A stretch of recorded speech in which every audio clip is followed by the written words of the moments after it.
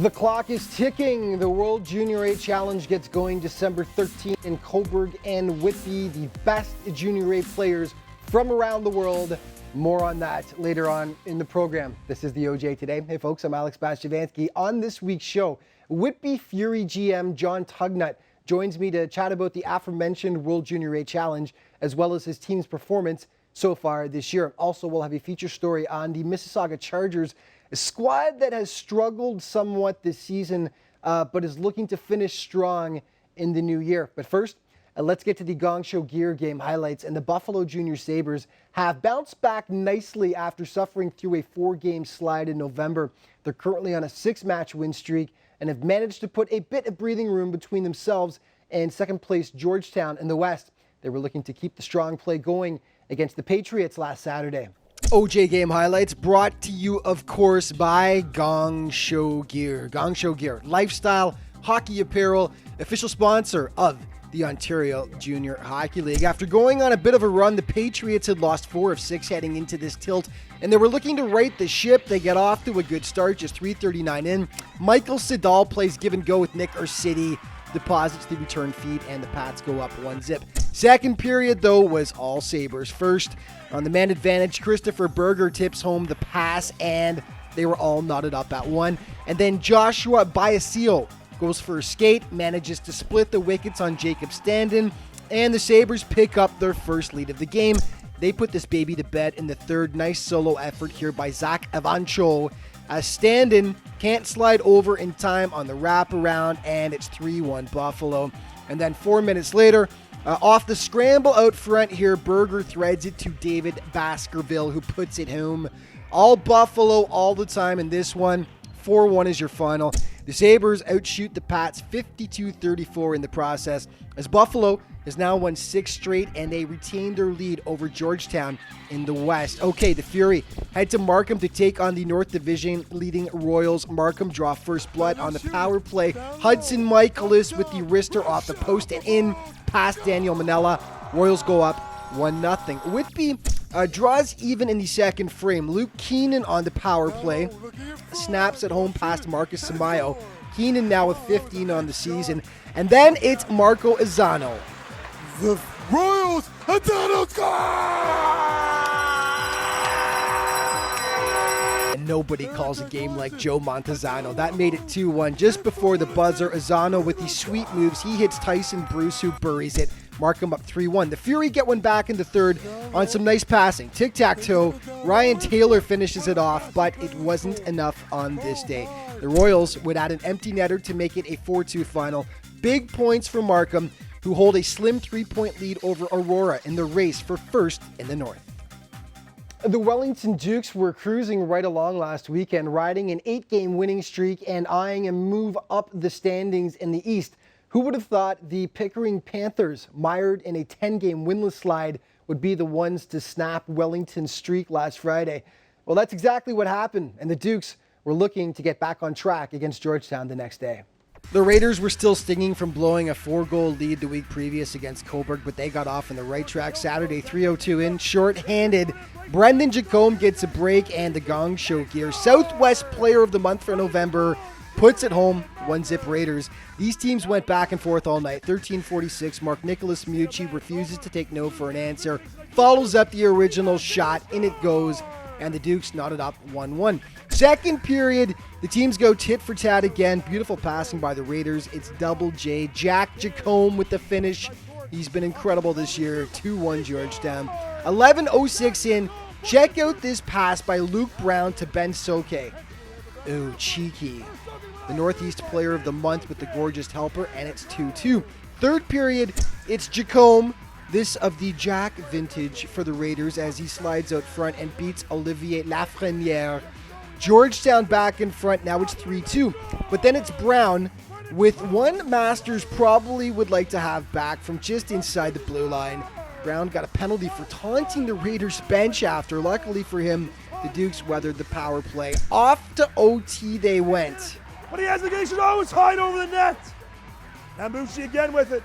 The Braves, oh, what a pass save by Masters. He robbed Brothers Mucci again. Oh, Masters. He's getting his Masters in goaltending tonight.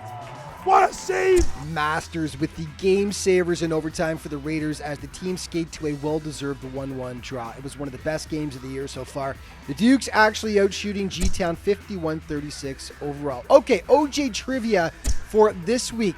Which OJHL team will be hosting the 2017 Royal Bank Cup? Which team? It's going to be a fantastic event, the National Junior A Championship.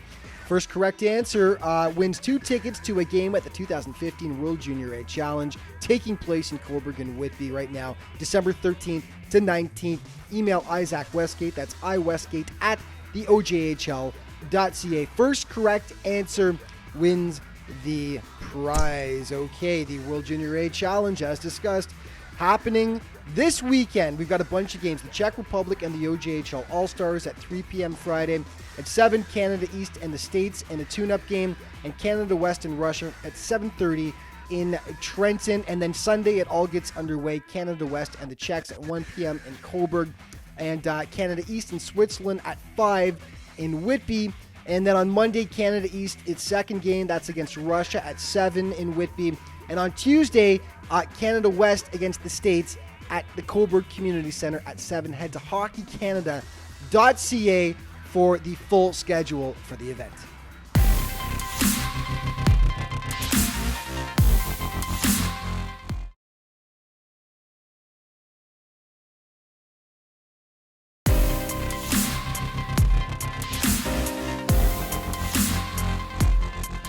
Welcome back. Some breaking news to tell you about for the World Junior A Challenge. The roster for Canada East has been named. 11 OJ players are on there.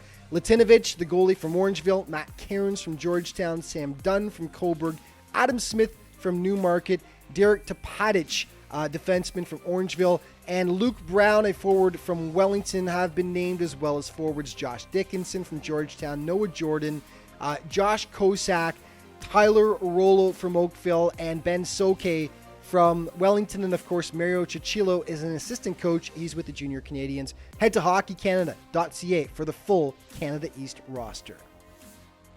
Welcome back. The Lindsay Muskies are a squad who need to pick up their offensive output, and soon. The Fish have scored an OJ low 57 goals in 30 games, and that makes them the only team in the league averaging less than 2 per contest. And against North York last Sunday, their scoring woes continued. The Rangers smoked Orangeville 7-3 the night before, so they've had their offense going. Poor Lindsay just hasn't been able to buy one. Early on, Kyle Diamond charges in, puts it home, but it was disallowed due to a crease violation, it looks like. And then James Allen attacks, but Baguetta flashes the leather to deny the chance and extend the Muskie scoring woes. And they were snake bitten, but Baguetta had a lot to do with it. Brock Trail with 3 cracks at it. Baguetta says, Nice stops. The Rangers took advantage of their chances on the power play. Tyler Curry from the point hammers it home past Sean Green.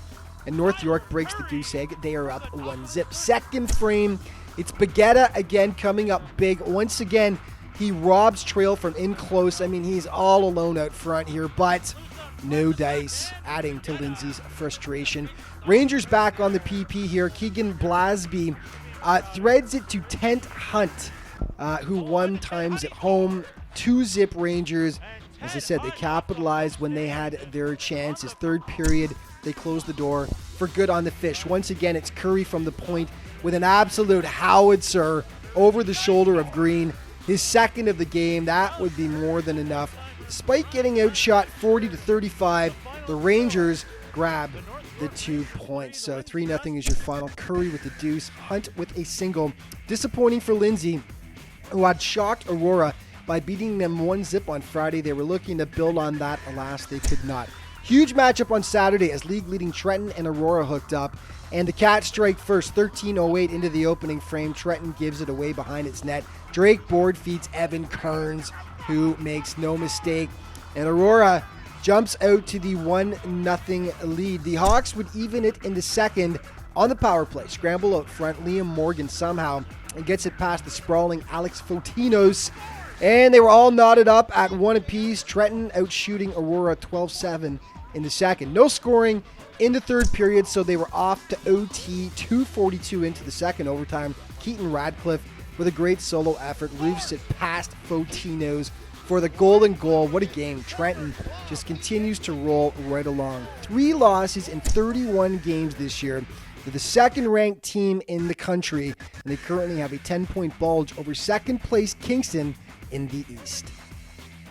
Well, the stage was set for an epic encounter last Friday in Oakville. The first-place Blades hosted a team hot on its heels in the South, the Junior Canadians. On this night, though, the JRCs failed to bring their A game, and Oakville made them pay for that. The Blades were unbeaten in 6 games heading into this one, and they continued to roll. 4:05 into the game, Peyton Reeves right off the draw roofs it to make it 1-zip Oakville. 2 minutes later, Eric Holland scores one of his 3 on the day to make it 2-0. Andrew Pucci would draw the JRCs within 1 with a beautiful wrister past Brendan McGlynn right there. Second period, though, scramble in front of Brandon Bonello. Holland nabs his second of the game.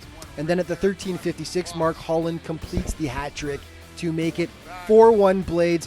Third frame, Peyton Reeves feeds Oliver Benwell, who bulges the twine. And then at the 9:52 mark, Tyler Rollo with a nice solo effort here makes it 6-1 for the Blades. And wow, we were expecting a tight contest, but Oakville blew this one wide open.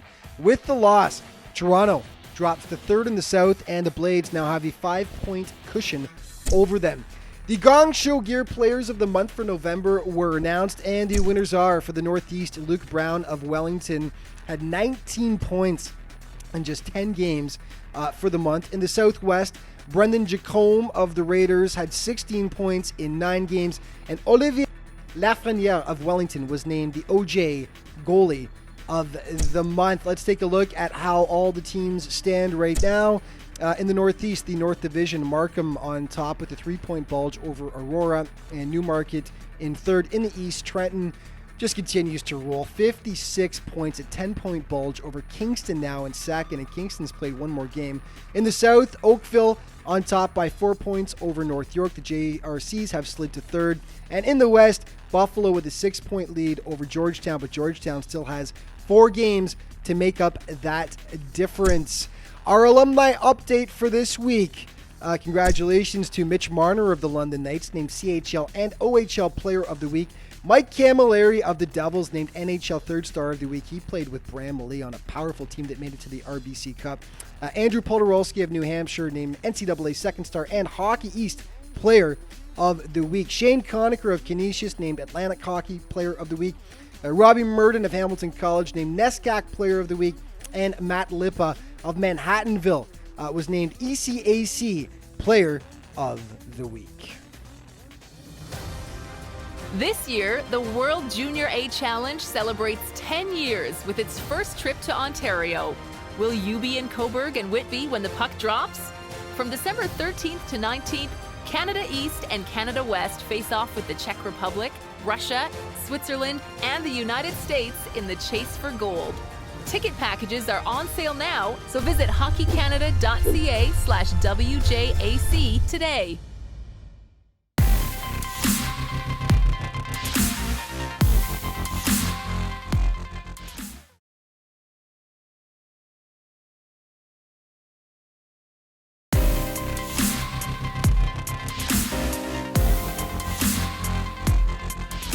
Welcome back to the OJ Today. Joining me now via the wonders of technology, Skype, is the general manager of the Whitby Fury. It's John Tugnut. And John, thanks so much for joining us today.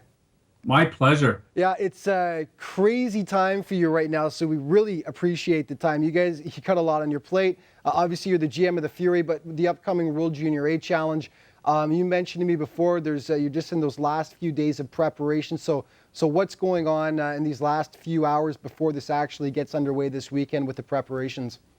Well, the anticipation is huge. I mean, we've been working hard for the last year, or it seems like a year anyways. Lots of meetings, lots of conference calls with Hockey Canada.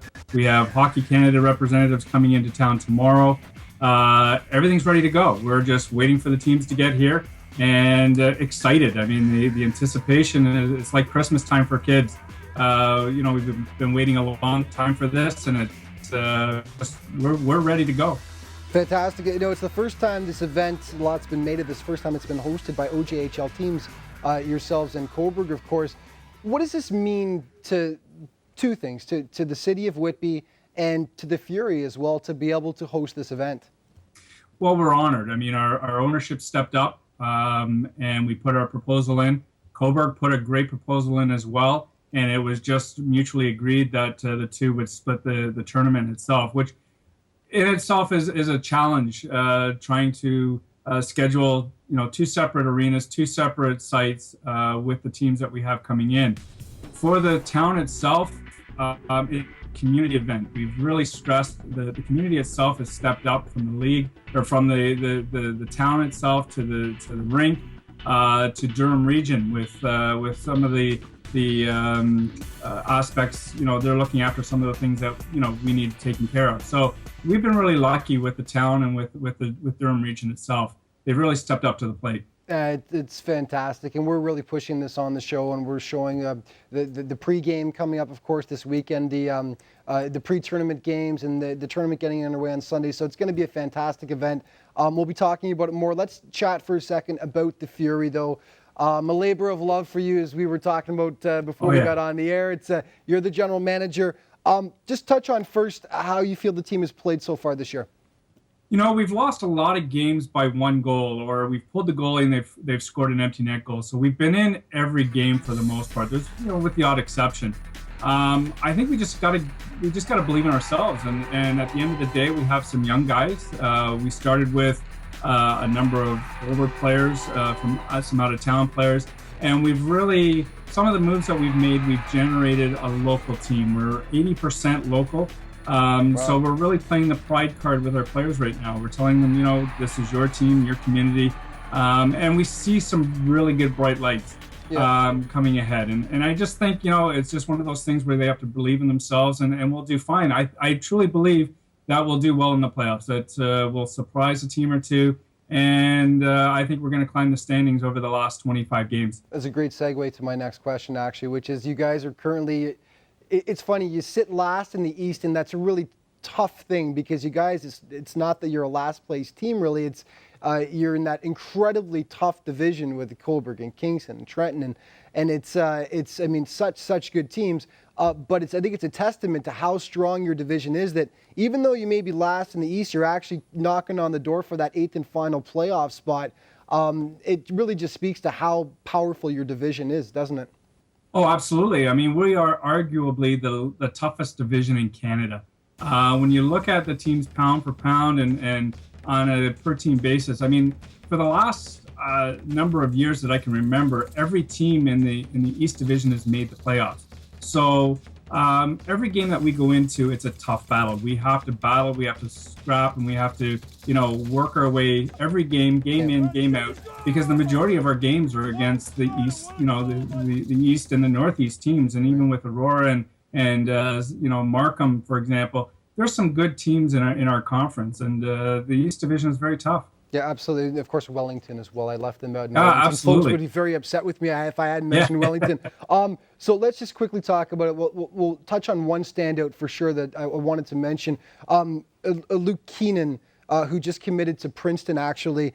He's on the NHL watch list. He has been all year as a player to watch for the upcoming NHL draft next year, averaging over a point per game. Talk about Luke and what he's brought to the team. Well, Luke is first and foremost a great kid, very smart individual, very gifted athlete in both hockey and lacrosse. Had a potential scholarship with Princeton for lacrosse. He decided that hockey was his route, and and worked his behind off to get the scholarship with Princeton. He's a great kid. He's a great leader in our team, and we tend to be a different team when he's not in the lineup. I've noticed it, and so on. So, great kid, great athlete, and but most important, he's a great person. And obviously, he's got the academics down if he's going to Princeton. Absolutely. So, we got about 20 seconds. So, give me the Coles notes real quick on your leading scorer, Scott Curtin, and what he brings. Another great kid. He's a 96, was just named to the All-Star team that's going to be playing I believe it's the Czech team on Friday night. Friday night, yeah. In Wellington, I believe it's the first game. We just ran out of time right there, but I'm just going to say, go to whitbyfury.com if people want to find out more. Please. Good luck with the World Junior A Championship. We're going to be following you guys, and thanks so much for being on the show. Thanks, Alex. Appreciate it. It's a great show. We really appreciate everything you do for us. Thanks, buddy. OJ Today returns in just a moment. This year, the World Junior A Challenge celebrates 10 years with its first trip to Ontario. Will you be in Cobourg and Whitby when the puck drops? From December 13th to 19th, Canada East and Canada West face off with the Czech Republic, Russia, Switzerland, and the United States in the chase for gold. Ticket packages are on sale now, so visit hockeycanada.ca/WJAC today.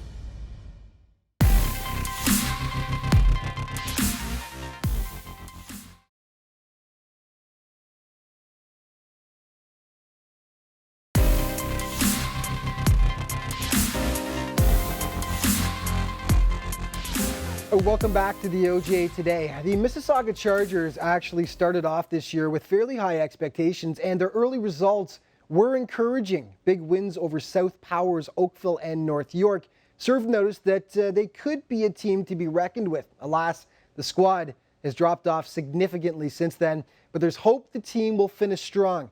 And we take a look at some of the bright spots for the Chargers this year in this week's team report, brought to you by Muscle Milk. Muscle Milk, official sponsor of the OJHL.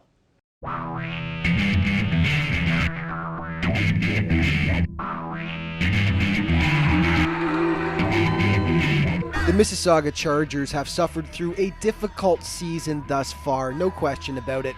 But after garnering just 11 wins last year, they decided to go in a different direction. There's hope for the future, but that means growing pains at the moment. After the disappointing season last year, we decided to kind of regroup and go with a young bunch of players. We only have one 20-year-old player, our captain Stefano Alonzi, and we just kind of want to regroup and go with some young, hungry guys. The management here decided to go with a real young team this year. We have a lot of great guys in the room who really want to work and compete every day.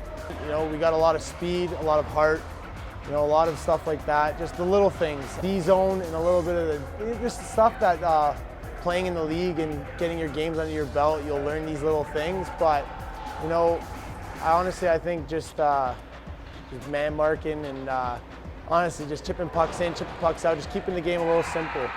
Guys are gripping their stick a little tight right now, but slowly and surely I think everything will work together. We have our older guys are scoring a lot of our points right now, which is good. That they're doing their jobs, a lot of leadership, which is great. Not just myself, but the rest of the guys on the team.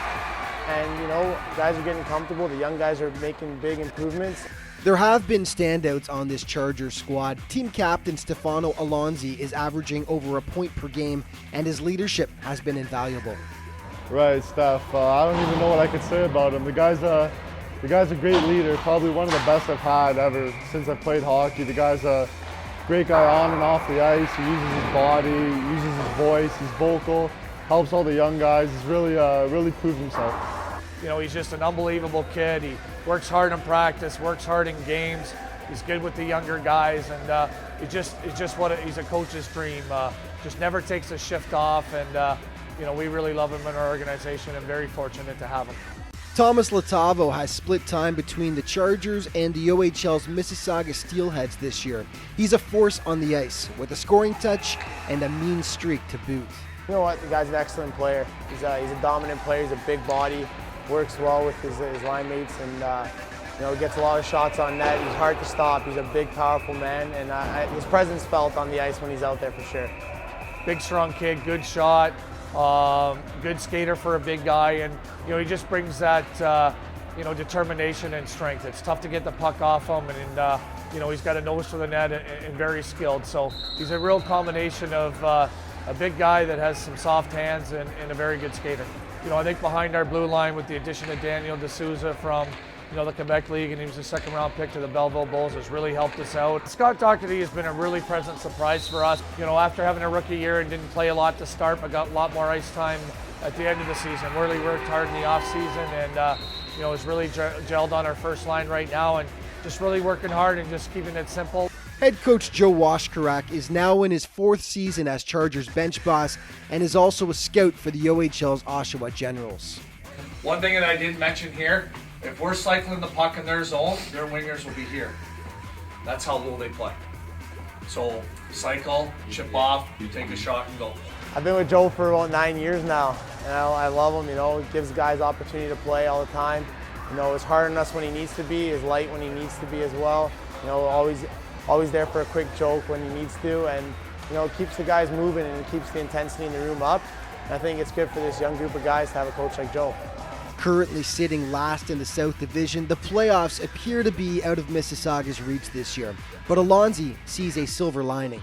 Going on to the future, I think a lot of guys can move on to the next level and like self-goals like that. A lot of guys want to do that. That's why they're here. And I think that will happen at the end of this year. We have a great group of guys, and I'm excited to see what happens later on. All right, before we go, let's take a look at the top 5 plays in the OJ from the past week. Number 5, North York's Gianluca Baguetta had Lindsay's number last week, and here he stones them not once, not twice, but 3 times. He got the shutout and the 3-0 win. Number 4, same game. Tyler Curry had 2 huge goals. We chose this one. The monstrous one-timer from the point, top shelf, past Sean Green. Beautiful. Number 3, Andrew Pucci in on Brendan McGlynn. Pucci wins the battle with a gorgeous wrister top shelf. Number 2, second overtime, Georgetown and Wellington. Andrew Masters makes one of the saves of the year on Luke Brown, and then follows that up with another big one on Nicholas Mucci to save the day for the Raiders. Huge stops. And number 1, second OT in Aurora, Keaton Radcliffe goes roof daddy over Alex Fotinos to win it for the Hawks. The number 2 team in Canada continues to roll. Definitely our OJ play of the week. And that is all the time we've got for this week. Just remember, though, to head to the league website at ojhl.ca for all the up-to-date news, stats, and standings, on Twitter at OJHLofficial, and, of course, at facebook.com/OJHLofficial. Thanks for tuning in, folks. I will see you next week.